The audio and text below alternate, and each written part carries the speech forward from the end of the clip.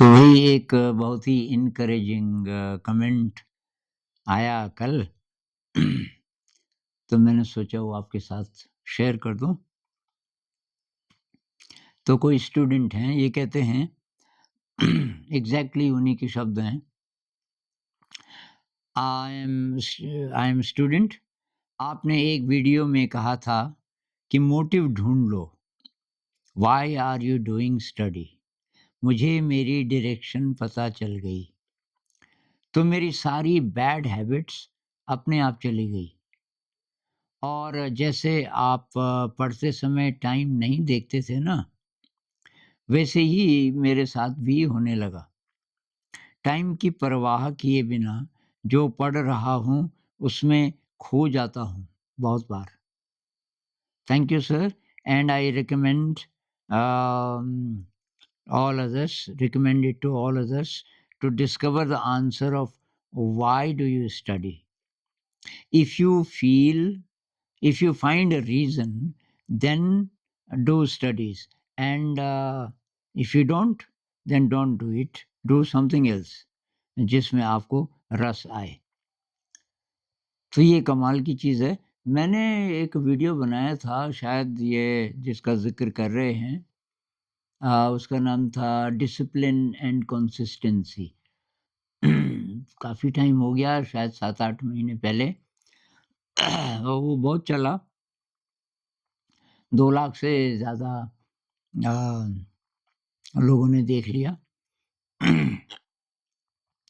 तो लेकिन उसका असर क्या हुआ एग्ज़ैक्टली, अ, वो ऐसे कमेंट से पता चलता है। तो इन्होंने 2 बातें बहुत कमाल की बोली। एक तो ये कि मैंने पता किया कि मेरी डायरेक्शन क्या है। मैं ये जो पढ़ाई कर रहा हूँ, क्यों कर रहा हूँ? क्या अ,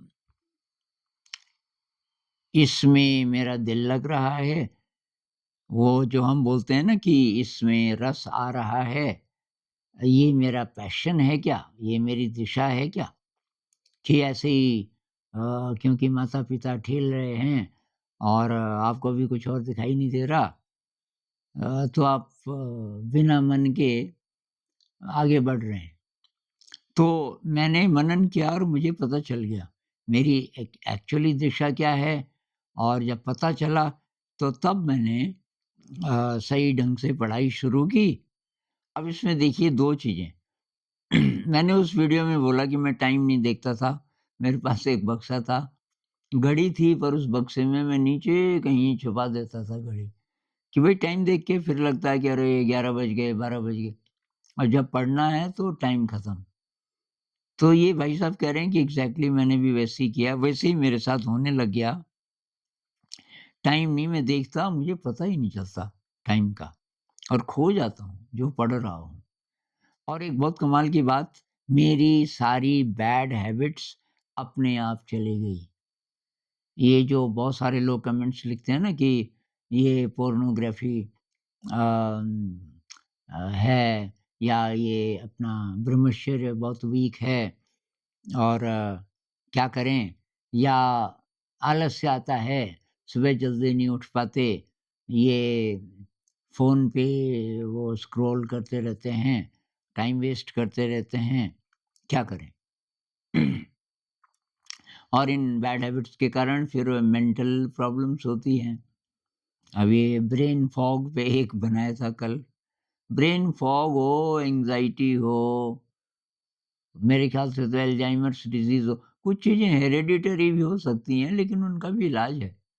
इलाज ये है, अगर आप पैशन से जी रहे हैं और ये रोज़ मेडिटेशन इत्यादि कर रहे हैं, ये सब खत्म हो जाएगा।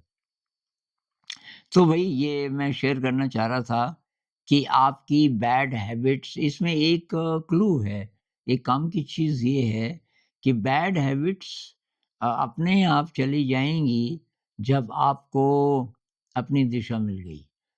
मुझे जीवन में क्या करना है, एक नया जोश तब आता है जब आपको दिशा मिल जाती है, तब आप सही ढंग से पढ़ाई करने लगते हैं, आपके अंदर एनर्जी बढ़ जाती है बहुत ज़्यादा, केवल डायरेक्शन मिलने से। और ये बैड हैबिट्स आपकी अपने आप ही खत्म हो जाएँगी। अगर डायरेक्शन ही नहीं है ज़िंदगी में, तो ये बैड हैबिट्स चलती रहती हैं। ये पड़ती क्यों हैं बैड हैबिट्स? जब हम ऐसे ऐसे ऐसी मनस्थिति में होते हैं कि कुछ मीनिंग ज़्यादा लगता नहीं ज़िंदगी का, या जो काम कर रहे हैं, कुछ आगे नज़र नहीं आता कि इधर जो जा रहे हैं तो कहाँ जाएँगे, क्या होगा? तो ऐसी स्थिति में तब हम चीप चीप मनोरंजन ढूँढते हैं। क्योंकि क्या करें? क्योंकि मन को दिशा ही नहीं दिख रही। जब हमें दिशा दिखती है तो हम लग जाते हैं उसमें। अ, तो वही बस केवल मैं शेयर करना चाह रहा था। ये इन भाई साहब के लिए भाई बहुत-बहुत धन्यवाद ये शेयर करने के लिए। क्योंकि आपके इस कमेंट से पता नहीं कितने लोगों को प्रेरणा मिलेगी कि और ये बहुत बार लोग बोलते हैं ना कि क्या आनंद जी ये कहाँ चक्कर में पड़े हो वीडियो वीडियो अब आप ध्यान करो। उम्र भी काफ़ी हो गई और अभी तो आप ये बाल-वाल बच गए, बीमार हुए थे। तो लेकिन यार ये मेरे लिए कोई एक्स्ट्रा काम नहीं है, ये डिस्ट्रैक्शन नहीं है। क्योंकि ऐसे-ऐसे कमेंट्स बीच में आते हैं। अ, बहुत सारे, रोज़ ही बहुत सारे एनकरेजिंग कमेंट्स की उससे हेल्प मिली, आपकी बातों से हेल्प मिली। तो मैं सोचता हूँ कि अब ये 5-10 मिनट के वीडियो में क्या लगता है, मैं तो बोलता हूँ बस, उसके लिए कोई तैयारी मैं करता नहीं। बहुत बार जो अब ये तो मैं खुद ही बना रहा हूँ आज वीडियो, लोग अभी बिज़ी हैं सारे। कोई खाना बना रहे हैं, कोई शायद पढ़ाई-लिखाई कर रहे होंगे, तो इसमें कुछ टाइम नहीं लगता।